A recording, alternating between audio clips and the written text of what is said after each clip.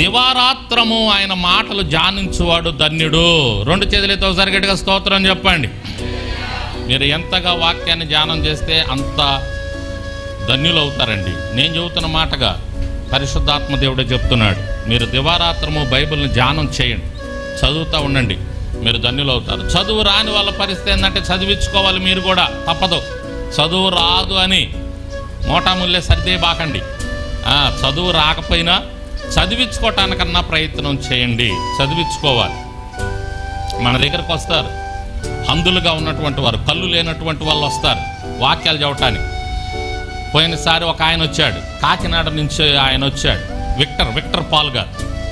ఆయన్ని స్టేషన్కి ఎక్కించడానికి వెళ్ళినప్పుడు ఆయన అడిగాను, మీరు ఎలా, ఆయనకు ఆల్రెడీ లిప్పు ఉంది, ఆయనకు ఒక భాష ఉంది, ఆ పొద్దాకలు దాంతో చదవలేరు.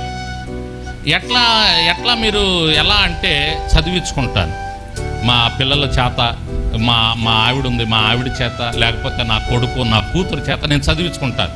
రోజు కొన్ని అధ్యాయాలు చదివించుకుంటాను. అంటే కళ్ళు లేనివాడు చదివించుకొని తెలుసుకుంటున్నాడు వాక్యాన్ని.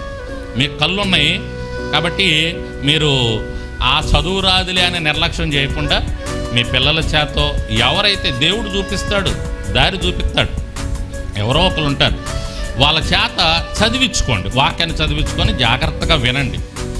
ఒక అధ్యాయం 2 అధ్యాయాలు మినిమం ఒక 3 అధ్యాయాలన్నా రోజుకి మీరు ఫాలో అయితే మీరు ధన్యులు. దేవునికి స్తోత్రం చెప్పండి.